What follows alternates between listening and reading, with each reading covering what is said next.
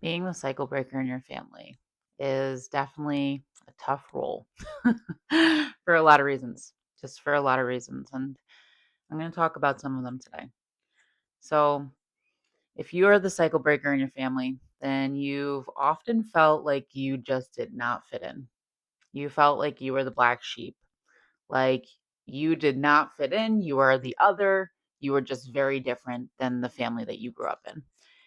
And this can be extremely difficult and hard on our psyche because there's a part of us that wants to fit in, right? It's completely natural for us to want to fit in as a society and as a way of survival. We used to need to fit in to be able to be part of a group to survive, right? We would hunt together, we would live together, right? So there's definitely this natural wanting to belong piece that is definitely triggered when it comes to being kind of the odd one out or feeling like the odd one out in your family and in your system. And we often are the truth tellers of the system, and that is not received well in the system most of the time. So we're the ones who see all the patterns. We see through everything. We notice the problems. We recognize maybe the abuse and the aspects of the abuse, and it doesn't feel good to see. And we're very sensitive to those things. We're very aware of them. And that is not what everybody else is paying attention to or seeing because everybody else has normalized it. Everybody else has just seen it as a part of the process and a part of being in that system, right? And a part of life, where the cycle breaker does not see it that way. They see it very differently. And they are very much bothered by it in some ways. And so a lot of the times we will talk to someone or tell someone what we're seeing. We'll try to like help them see what we're seeing, right? And that usually backfires. And what I mean by that is we're often told we're too sensitive, we're too dramatic, we're too intense, we're too much, right? Instead of just acknowledging the fact that what we're seeing is actually there, there's definitely this denial that happens in a lot of our family systems where people just don't want to see it. They're not willing to grow, they're not willing to change, and they don't want to. They're not in that place yet where they want to. And that then becomes like we're the problem. We're too sensitive. We're seeing things too much, right? And it can be really difficult because that then makes us feel like we can't trust ourselves. Like there's something wrong with us, right? We already feel different. And then adding this component, we feel real different. And you're talking to somebody who was the black sheep in their family, was the cycle breaker, and still is, right? This isn't something that ever, I think, goes away in some ways. And I grew up in a family where my family were all redheads, and I'm obviously not red haired. And they all had freckles. And so not only was I different because I thought differently, I saw things differently, I felt things differently, right? But I look different than them. And that only kind of ostracized me more, made me feel more different. And I'm sure I'm not the only one who's had that experience. But when we feel like that, there's a belonging wound that happens. There's a wound that happens around feeling like we're not good enough. There must be something wrong with us. Why are we so different? Why can't we just fit in? Right? Like, I can't tell you how many times I felt like I just wish I could fit in. I wish I could just unsee this, right? Like you see on the internet all the time, like I can't unsee it. I wish I could just unsee it. I wish it didn't bother me. I wish that I didn't feel any way about it. Like, I wish, I wish, I wish. And the truth is we're feeling those things because there is something wrong with it. And we're feeling those things because they're not okay. And there's not anything wrong with us, but we see all the holes in the system. We see all of the problems in the system and we can't unsee it and we can't change how we feel about it. And so a lot of the times we're labeled as the problem.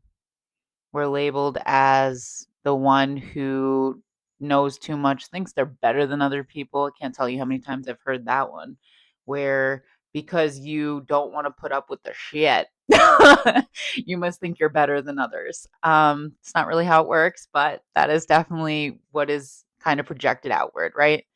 And all of this is projected outward and projected towards us because they don't want to change. They're not interested in growing. They don't want to see the things that we see. And it's a really difficult place to be in, especially when we're talking about family, because you love your family and you love your family from a very innate place. And so when they just don't want to see the things and they're just in denial about it, and you can't be, kind of like on opposite sides of the spectrum, right? Like, what the heck do you do with that? Like, really, what are you supposed to do with that? This is the hard part about being a cycle breaker. This is the difficult part about being the black sheep in your family.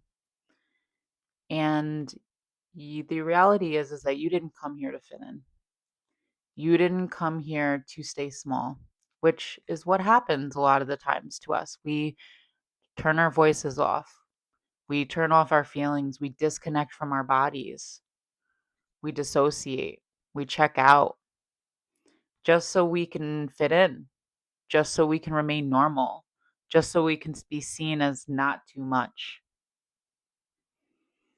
And that's us trying to fit into something we were never meant to fit into.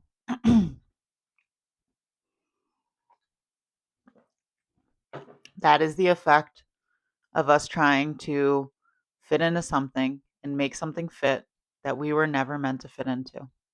Because we didn't come here to fit in.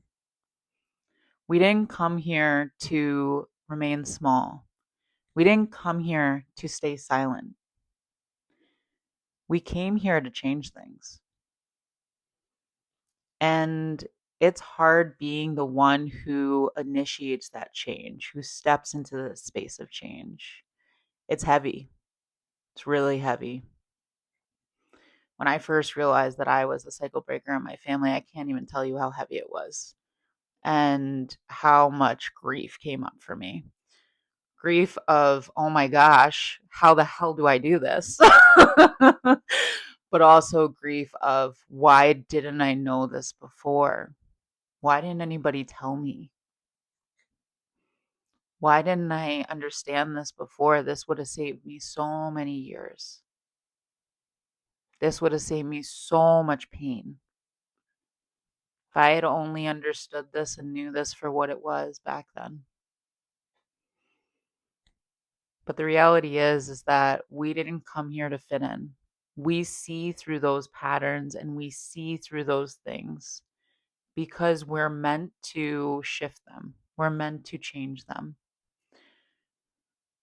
I personally really identify with being an old soul. And I feel like it's very much aligned with this, where you've just been older beyond your years for a long time, even as a kid. You maybe talked about things other people didn't. You saw through the systems in ways that other people didn't, or other people wanted to be in denial of, right? And the only way I personally can understand that, and you can buy in or not, is that I've lived many lifetimes and I remember them. And that's why I remember this and I see these things and I've experienced this. Not my first rodeo. It's kind of like what I want to call it. But the truth is that we didn't come here to fit in. We didn't come here to stay silent. We didn't come here to stay small. We didn't come here to hide ourselves. We came here to be visible. We came here to be truth speakers because we are truth seekers. We came here to change things. We came here to shift things. And because you're an old soul, you're strong enough to be able to do that. You're able to do that work and move through it and handle it.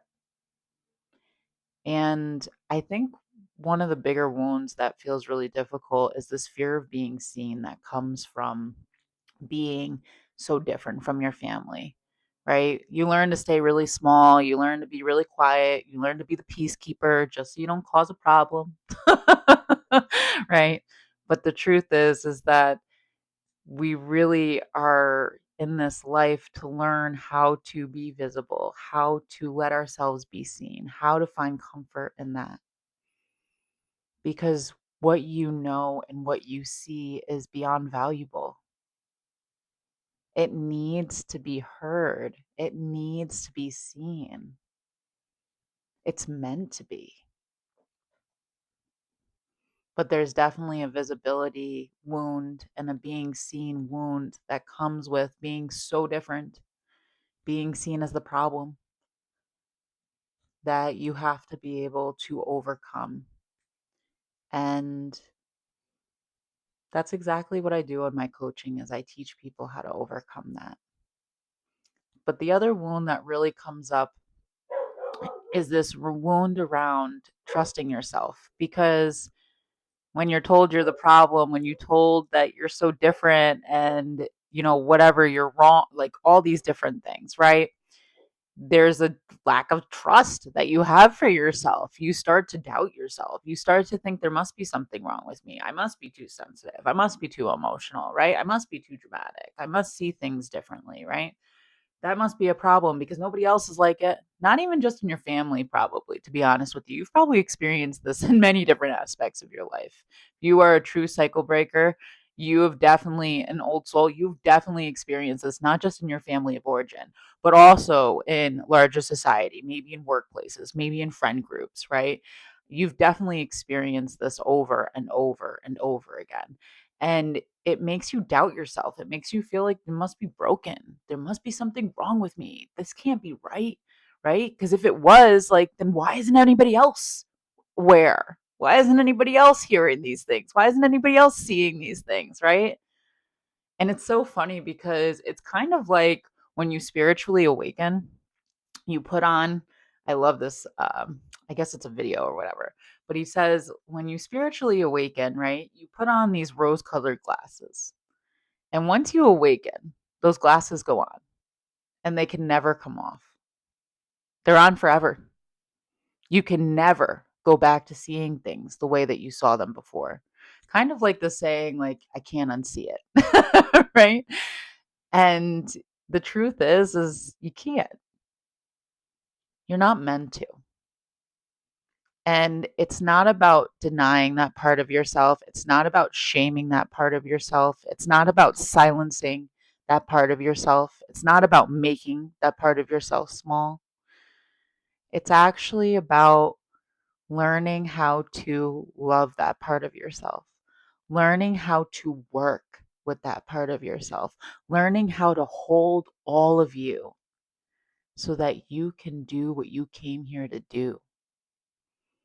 Because you, my dear, have a huge purpose, not just in your family of origin, but in the bigger world.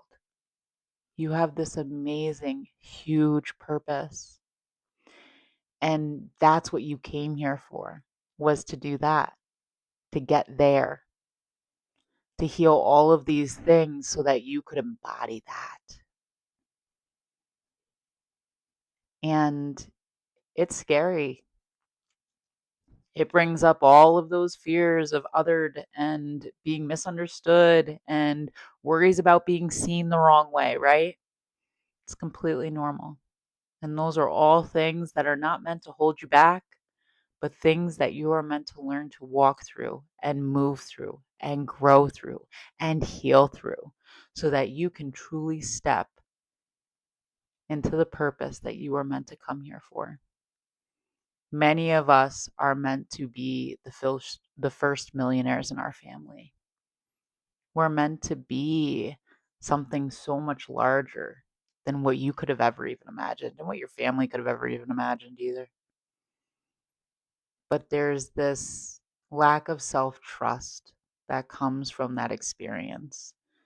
This fear of what others will think of me that comes from that experience. This need to people please, this need to be perfect, right? To be liked, to fit in, that comes from that. And those things are just things that are meant to be healed. You're not broken. There's nothing wrong with you. You responded absolutely normal to what you experienced. Now it's your choice to decide if you're ready to heal through those things and truly step into the purpose that you came here for and truly step into visibility.